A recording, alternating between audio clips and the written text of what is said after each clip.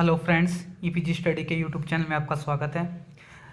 आज हम बात करेंगे सेकंड पार्ट के बारे में। जो हमारे राष्ट्रीय आय का फर्स्ट पार्ट मैंने करा दिया था, आज बात करेंगे हम सेकंड पार्ट के बारे में।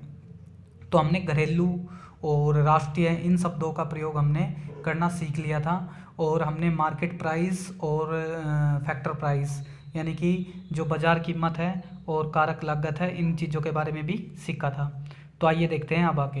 तो बाजार कीमत पर सकल घरेलू उत्पाद यानी कि जो जीडीपी निकालेंगे हम, जीडीपी के बारे में हमें जानना है, वो भी मार्केट प्राइस पे। देखो, जीडीपी का अर्थ आपको पता है कि किसी देश की एक घरेलू सीमा में एक लेखा वर्ष में सभी उत्पादकों द्वारा जितनी भी अंतिम वस्तु और सेवाओं का उत्पादन होता है, और उसमें अगर हम जीडीपी की बात कर रहे हैं, जी जहाँ पे ग्रोस वर्ड आ गया ना, तो इसके अंदर हमारी गिरावट या मूल्य ह्रास शामिल होता है। तो उनकी बाजार कीमत जोड़ को ही बाजार कीमत पर सकल घरेलू उत्पाद कहा जाता है।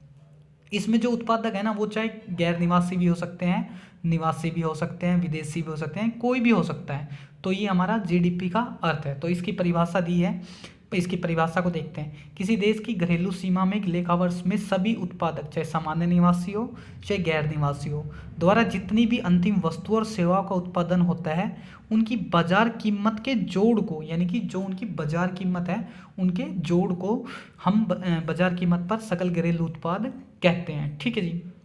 अब इसके अंदर आपको दो तीन वर्ड देखे होंगे, जैसे कि सकल।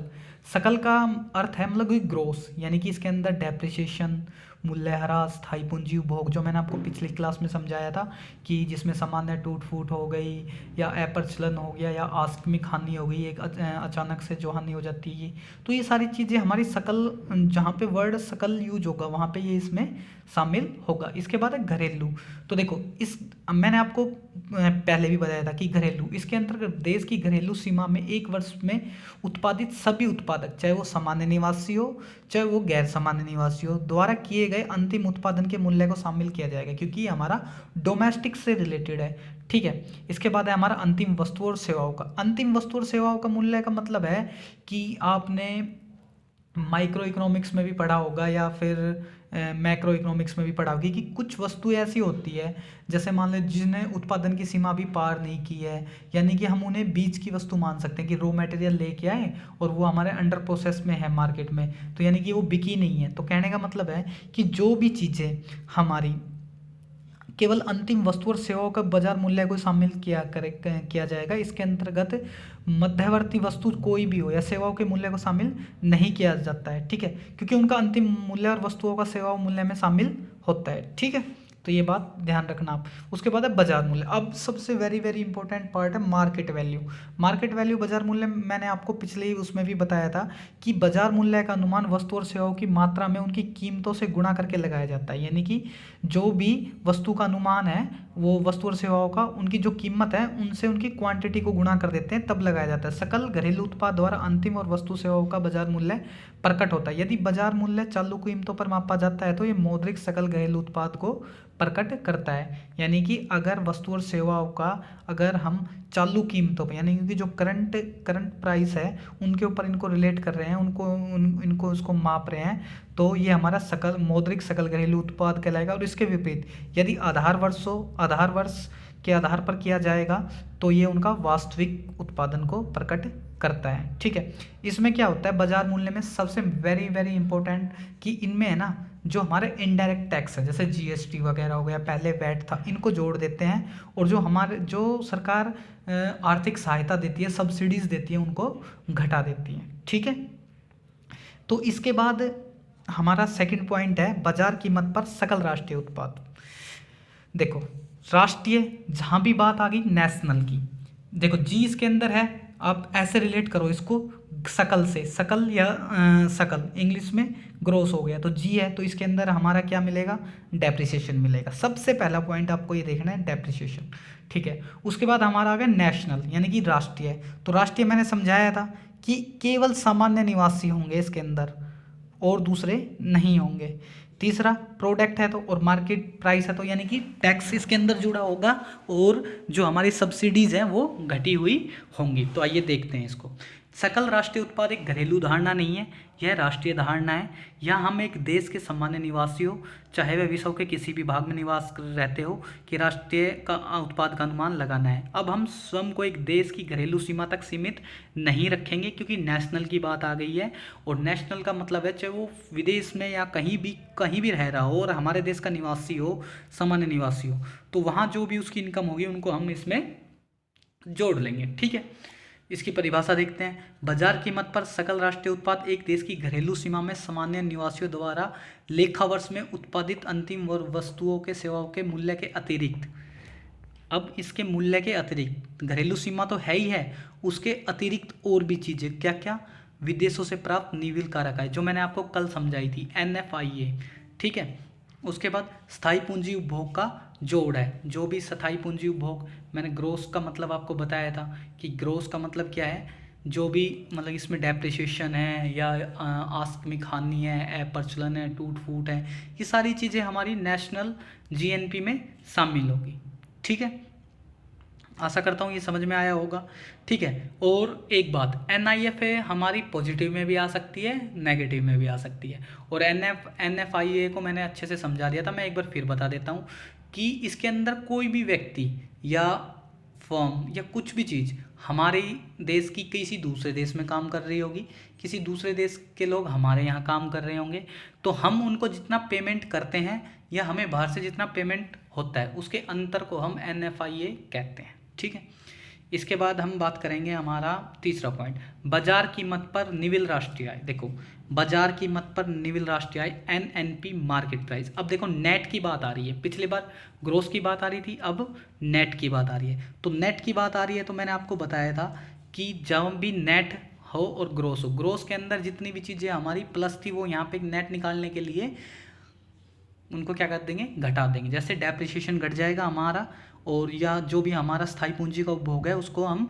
घटा देंगे मार्केट प्राइस पे, बस यही हमारा क्या कहलाएगा, हमारा NNP हो जाएगा। ठीक है, कि बाजार कीमत पर निविल, ये इसकी परिभाषा है, डेफिनेशन है, बाजार कीमत पर निविल राष्ट्रीय उत्पाद किसी अर्थव्यवस्था की घरेलू सीमा में एक वर्ष में सामान्य निवासियों द्वारा उत्पादित अंतिम वस्तु और सेवाओं के निविल उत्पाद के बाजार मूल्य और विदेश से प्राप्त कारक आय का जोड़ है। यानी कि देखो, इसमें घरेलू सीमा के अंदर जो सामान्य निवासी है उनके द्वारा अंतिम वस्तु जो भी है उनके जोड़ को साथ साथ विदेशों से प्राप्त निविल कारक आय के जोड़ है। यानी कि जो हमने GNP पिछली बार लिया था जिसमें हमने डेप्रिसिएशन जोड़ा था या हमने जो भी स्थायी पूंजी का उपभोग जोड़ा था उसको हम इसमें से घटा देंगे। ठीक है, इसके बाद बात करेंगे NDP मार्केट प्राइस की, यानी कि बाजार कीमत पर निविल घरेलू उत्पाद। और एक बात याद रखना, बाजार कीमत की जो बात हो रही है तो इसका मतलब इसमें इनडायरेक्ट टैक्स जुड़ रहा है और सब्सिडीज माइनस हो रही है। तो बाजार कीमत पर निविल घरेलू उत्पाद, यानी कि अब हम फिर दोबारा नेट डोमेस्टिक प्रोडक्ट की बात करेंगे मार्केट प्राइस पे। देखो, हमने पहले GDP निकाली थी, GDP आपको समझ में आ गई थी। अब हम बात करेंगे NDP की, वो भी मार्केट प्राइस की। तो आपको पता है, बस एक छोटा सा इसमें एक छोटी सी चीज़ करनी है। जब आपको GDP पता है तो उसमें से हम क्या कर देंगे, डेप्रिसिएशन या स्थायी पूंजी उपभोग घटा देंगे, हमारे पास NDP आ जाएगी मार्केट प्राइस में से। बस छोटा सा काम है, थोड़ा सा ध्यान देने वाली बात है। कोई बुक है आपके पास तो उसको सामने रख के मेरे वीडियो को देखते रहिए, आपको अच्छे से समझ में आएगा। ठीक है, इसके बाद हम बात करेंगे, अब हम बात करते हैं फैक्टर प्राइस की। ठीक है, अब हम कारक लागत पे आ जाते हैं, निविल घरेलू NDP कारक लागत पर।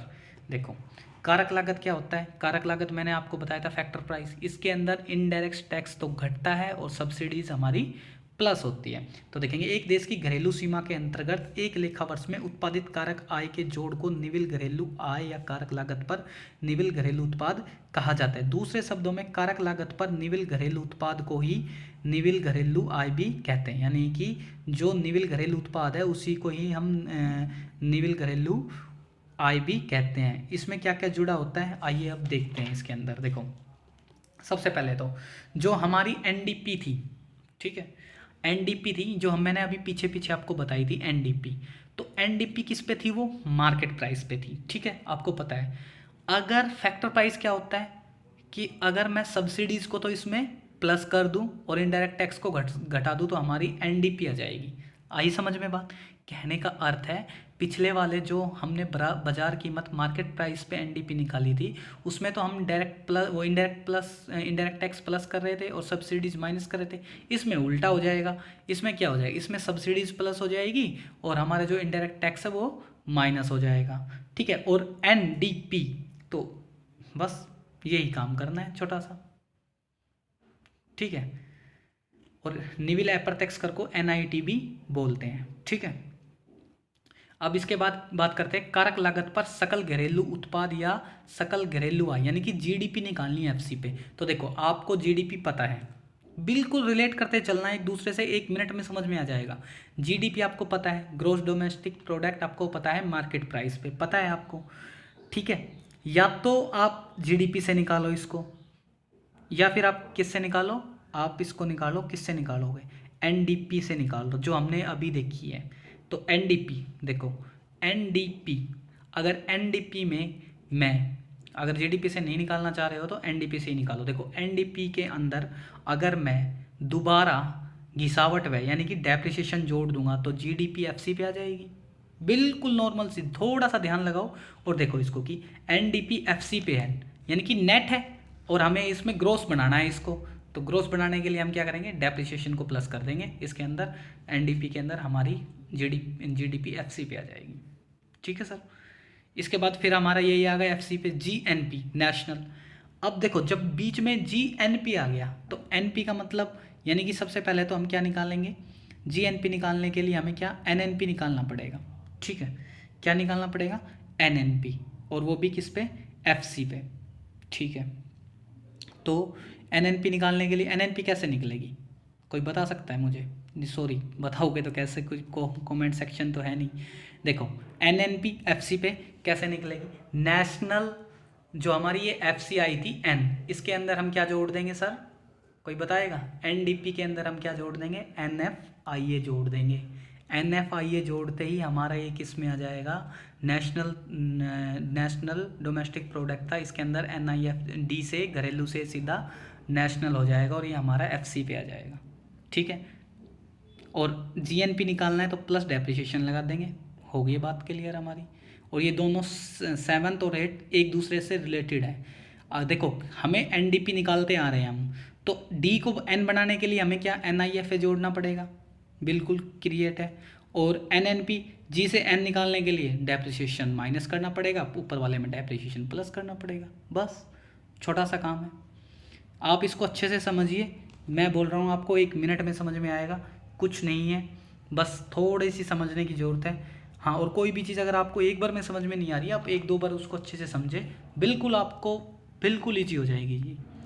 ठीक है, आप देखेंगे राष्ट्रीय प्रोज्य यानी कि नेशनल डिस्पोजेबल इनकम। देखो डिस्पोजेबल इनकम वो इनकम होती है जो किसी देश की बाजार कीमत पर उस निविल आय से है जो देश को खर्च करने के लिए उपलब्ध होती है। यानी कि मतलब कि कोई भी निविल आय है हमारे पास, नेट आय है, वो खर्च करने के लिए तैयार है वो, मतलब कि समझ रहे हो ना, कि उसमें किसी तरीके का कोई हमें टैक्स नहीं देना, किसी से नहीं हमें कुछ देना है, बस वो हमें करना है। तो देखेंगे कैसे, तो इसकी परिभाषा देखेंगे। परिभाषा से पहले इसको समझते हैं। किसी देश की राष्ट्रीय प्रोज्य आय उस देश की राष्ट्रीय आय निविल आय प्रत्यक्ष कर शेष विषय से प्राप्त चालू हस्तांतरण आय का जोड़ है। समझ रहे हो कि राष्ट्रीय आय होगी, चाहे इसमें ये फैक्टर प्राइस पे जो भी हमारी नेट डोमेस्टिक इनकम है ये, और इसके साथ एनआईएफए जुड़ रही है इसके अंदर फैक्टर प्राइस पे ही, और जो हमारा एनआईटी यानी कि नेशनल इंडायरेक्ट टैक्स जुड़ रहा है इसके अंदर, और जो भी निविल वो शेष विषय से निविल चालू हस्तांतरण यानी कि जो भी हमारा दूसरे देश से जो हम ट्रांजैक्शन कर रहे हैं, ट्रांसफ़र पेमेंट है वो जुड़ी हुई है। तो यानी कि हम इसको दोबारा मतलब कि खर्च करने के लिए तैयार हैं, मतलब किसी प्रकार का हमें किसी से कुछ नहीं देना। तो देखें राष्ट्रीय, इसकी परिभाषा देखते हैं। राष्ट्रीय प्रोज्य आय वह आय है जो किसी देश के निवासियों को सभी स्रोतों से उपभोग या बचत 1 वर्ष में प्राप्त होती है। यानी कि 1 वर्ष में जो उसके सभी स्रोत है, चाहे विदेशों से हैं, चाहे कहीं से भी हो, चाहे करंट ईयर से, चाहे कहीं से भी हो, बस ट्रांसफ़र पेमेंट से हो, बस उसके पास उपलब्ध होती है, वो प्राप्त होती है उसे। ठीक है, अब देखेंगे इसके अंदर भी हमें 2-3 पॉइंट है जो मैंने यहाँ पे डिनोट नहीं किए हैं, लेकिन आप उनको समझना कि राष्ट्रीय प्रोज्य आय की सकल व निविड़ता धारणाएं। तो सकल राष्ट्रीय प्रोज्य आय में चालू पुनर्स्थापन यानी कि रिप्लेसमेंट कॉस्ट, इसके अंदर क्या होती है, अगर हम ग्रोस की बात करेंगे तो हम ग्रोस की बात तब से ही करते हैं ना, इसमें घिसावट शामिल होगी। और अगर हम नेट की बात करेंगे तो इसमें नेट में घिसावट वह शामिल नहीं होगी, यानी कि डेप्रिसिएशन शामिल नहीं होगा। ठीक है, आशा करता हूँ ये समझ में आया होगा। इसके बाद हम थोड़ा अलग वे में आएंगे, निजी आय के बारे में बात करेंगे। देखेंगे निजी क्षेत्र से निविल घरेलू उत्पाद से प्राप्त कारक आय, यानी कि जो भी हमारा प्राइवेट सेक्टर है उससे हमें net domestic product factor price पे कैसे प्राप्त होगा। देखिए इसके अंदर भी दो सेक्टर, एक तो हमारा निजी क्षेत्र है। निजी क्षेत्र के अंतर्गत सभी उद्यम शामिल होते हैं जो जिनका स्वामित्व वो निजी हाथों में होता है। दूसरा है सार्वजनिक क्षेत्र, यानी कि पब्लिक सेक्टर। पब्लिक सेक्टर वह क्षेत्र है जिसके अंदर सरकार के प्रशासनिक विभाग आते हैं, डिपार्टमेंट आते हैं, जिसके अंदर रेल विभाग हो गया, डाक हो गया, तार सेवाएं हो गई। एक आते हैं नॉन डिपार्टमेंटल, जैसे एयर इंडिया एयरलाइंस शामिल होते हैं, जिनमें कुछ भाग निजी हाथों में होता है, कुछ भाग हमारा क्या बोलते हैं सरकार के हाथों में होता है। तो ये सारी चीज़ें हमारी निजी क्षेत्र या पब्लिक सेक्टर के अंतर्गत आती है। ठीक है, तो इन्हीं चीज़ों से हमें निजी क्षेत्र से निविल घरेलू उत्पाद प्राप्त फैक्टर प्राइस पे प्राप्त होती है। अब बात करेंगे हम निजी प्राइवेट इनकम की। देखो निजी क्षेत्र से निजी आय से अभिप्राय उस आय से जो निजी क्षेत्र में एक लेखा वर्ष में सभी स्रोतों से प्राप्त कारक आय सरकार और शीर्ष विषयों से प्राप्त वर्तमान हस्तांतरण भुगतान का जोड़ है। यानी कि एक कोई मान लो आप हो या मैं, हमने कोई एक कारखाना लगा रखा है, उससे जो हमें एक वर्ष में सभी स्रोत जो कोई भी स्रोत हो उनसे हमें इनकम प्राप्त होगी। उसके अंदर सरकार और जो हम ट्रांसफ़र पेमेंट करेंगे अदर मतलब कि वर्ल्ड से, उनके सब जोड़ को हम क्या कहेंगे, निजी आय कहेंगे। ठीक है, इसके अंदर निजी इसकी परिभाषा देखेंगे किसके, सेंट्रल स्टैटिस्टिक्स ऑर्गेनाइजेशन के अकॉर्डिंग। तो निजी आय वह आय है जो निजी क्षेत्र के सभी स्रोतों से प्राप्त होने वाली कारक आय सरकार से प्राप्त चालू हस्तांतरण और शेष विषयों से प्राप्त हस्तांतरण का जोड़ है। यानी कि भाई उसके जितने भी इनकम सोर्स है उनसे तो प्राप्त होगी उसकी फैक्टर इनकम, साथ साथ सरकार भी कुछ करंट ट्रांसफ़र करेगी, या फिर हमारे अगर world according to private sector यानी कि रेस्ट वर्ल्ड से भी हमें मिलेगा। तो निजी आय में कारक आय हुए हस्तांतरण भुगतान दोनों को शामिल किया जाता है। ठीक है, तो ये आप समझ गए होंगे। इसके बाद देखेंगे पर्सनल इनकम। व्यक्तिगत आय किसी देश की व्यक्ति परिवारों को एक लेखा वर्ष में सभी स्रोतों से वास्तव में प्राप्त कारक आय तथा वर्तमान हस्तांतरण का भुगतान का जोड़ है। यानी कि जो भी एक वर्ष में कोई परिवार है उसको वहाँ से इनकम प्राप्त हो रही है उसके सभी स्रोतों से, उन सभी के जोड़ को हम क्या कहेंगे, उनके सभी स्रोतों को हम क्या कहेंगे, मतलब कि हमारी व्यक्तिगत या पर्सनल इनकम कहलाएगी वो। ठीक है, इसके बाद आएगा हमारा व्यक्तिगत प्रोज्याय। व्यक्तिगत प्रोज्याय वह है जो परिवार को सभी टैक्स देने या अनिवार्य भुगतान करने के बाद जो स्रोतों से प्राप्त होती है और वो अपने इच्छा अनुसार उसको कहीं भी खर्च करने के लिए स्वतंत्र होते हैं, उनकी क्रय शक्ति का अनुमान लगाया जा सकता है। ठीक है, तो ये उनकी व्यक्तिगत प्रोज्याय, यानी कि उनके पास टैक्स जो भी उनके और अदर टैक्सेज है, डायरेक्ट टैक्स है या कुछ भी, सारी चीज़ें देने के बाद जो उनके पास इनकम बचती है वो व्यक्तिगत प्रोज्याय कहलाती है। एक मैं आपको यहाँ पे थोड़ा समझाने की कोशिश करूँगा, ट्रांसफ़र भुगतान। देखो ट्रांसफ़र भुगतान का मतलब ट्रांसफ़र भुगतान पेमेंट, ये आप है ना थोड़ा इसको देखना अच्छे से। ट्रांसफ़र भुगतान वो होता है जैसे मान लीजिए मतलब कि एक जगह से दूसरी जगह मतलब कि कोई चीज़ मतलब कि इनकम ट्रांसफ़र कर रहे हैं, मतलब कि सरकार हमें दे रही है या शेष विषयों से हमारे पास आ रहा है, हम कहीं और जा रहे हैं, तो ये हमारा ट्रांसफ़र हो गया। ठीक है, ट्रांसफ़र इनकम हो गई है हमारी। दूसरी बात इसके अंदर एक पॉइंट और रह गया, व्यक्तिगत पर्सनल इनकम क्या है। पर्सनल इनकम क्या है के अंदर देखो कई चीज़ें होती है, जैसे अवितरित लाभ है जिन्हें हमें बांटा नहीं है, या कॉर्पोरेट सेविंग हो गई, या कॉर्पोरेट टैक्स हो गया, ये सारी चीज़ें परिवार को प्राप्त नहीं होता है, इसलिए निजी आय की गणना करने के लिए इन्हें निजी आय में से घटाया जाता है। ठीक है, याद रखना। ओके, आशा करता हूँ समझ में आ गया होगा। और इसके बाद मैं एक डायग्राम से एक छोटी सी क्लास और लूँगा 5-6 मिनट की, उसके अंदर आपको पूरा कॉन्सेप्ट क्लियर हो जाएगा। मेरे पास यार अभी थोड़ा बजट का भी प्रॉब्लम है, तो इसलिए मैं लाइव क्लासेस नहीं कर सकता हूँ, आपको है ना थोड़ा ऐसा ही पढ़ना पड़ेगा। जैसा ही थोड़ा मेरा ठीक होता है तो मैं आपको लाइव आके बिल्कुल अच्छे तरीके से कॉन्सेप्ट समझाने की कोशिश करूँगा। मेरे साथ जुड़े रहिए, मेरे चैनल को सब्सक्राइब कीजिए और प्लीज़ वीडियो को फुल अच्छे तरीके से देखिए, वरना आपको कुछ समझ में नहीं आएगा, और अपने यार दोस्तों के साथ इसको शेयर कीजिए। धन्यवाद।